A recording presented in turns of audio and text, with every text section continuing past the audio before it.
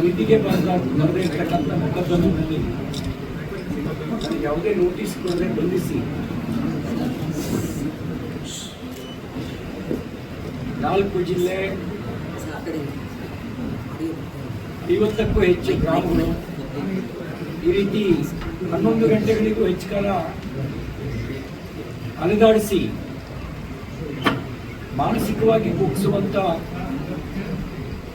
ಪ್ರಯತ್ನವನ್ನ ಮತ್ತು ದೈಹಿಕವಾಗಿ ಹಲ್ಲೆ ಮಾಡುವಂತ ಕೆಲಸವನ್ನ ಕಾಂಗ್ರೆಸ್ ಸರ್ಕಾರ ಪೊಲೀಸ್ ಬಲವನ್ನು ಉಪಯೋಗಿಸಿಕೊಂಡು ಮಾಡಿತು.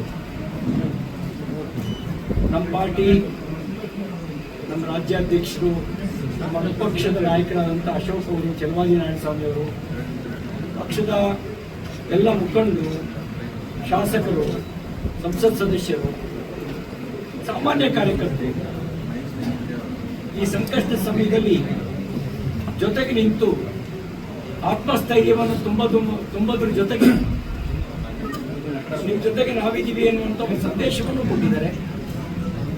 ಅದಕ್ಕಾಗಿ ಅವರೆಲ್ಲರಿಗೆ ನಾನು ತಮ್ಮ ಮೂಲಕ ಹೃದಯಪೂರ್ವಕ ಧನ್ಯವಾದಗಳನ್ನು ಸಲ್ಲಿಸ್ತೇನೆ. ಜಡ್ಜ್ಮೆಂಟ್ನ ವಿಷಯಕ್ಕೆ ಒಂದೇ ಮಾತಾಡೋದು, ಸತ್ಯಮೇವ ಜಯತೆ ಅಂತ ಬೆಳಗಾಂನಲ್ಲಿ ಹೇಳಿದ್ದೆ. ಸತ್ಯಕ್ಕೆ ಜಯ ಸಿಗುತ್ತೆ ಅಂತ. ಸತ್ಯಕ್ಕೆ ಜಯ ಸಿಕ್ಕಿದೆ.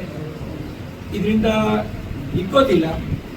ಕಾಂಗ್ರೆಸ್ಸು ಪೊಲೀಸ್ ಬಲವನ್ನು ದುರ್ಬಳಕೆ ಮಾಡಿಕೊಂಡು ಕುಗ್ಸೋ ಪ್ರಯತ್ನ ಮಾಡಿದ್ರೆ ಅದು ಕುಗ್ಗೋದು ಇಲ್ಲ. ಅವರಿಗೆ ಒಂದು ಮಾತು ಹೇಳಕ್ಕೆ ಬಯಸ್ತೇನೆ, ಈಗೇನು ನಿನ್ನೆ ಪ್ರಯೋಗ ಮಾಡಿದ್ವಿ ಅದನ್ನು 35 ವರ್ಷದಿಂದಲೇ ನಾವು ಅನುಭವಿಸ್ತೀವಿ.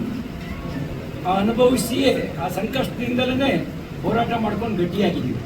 ನೀವು ಕೊಡೋ ತೊಂದರೆ ಇನ್ನಷ್ಟು ಹೋರಾಟ ಮಾಡೋ ಶಕ್ತಿ ಕೊಡುತ್ತೆ.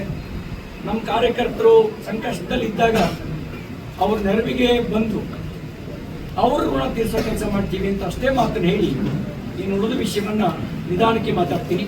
ಎಲ್ರಿಗೂ ಧನ್ಯವಾದ.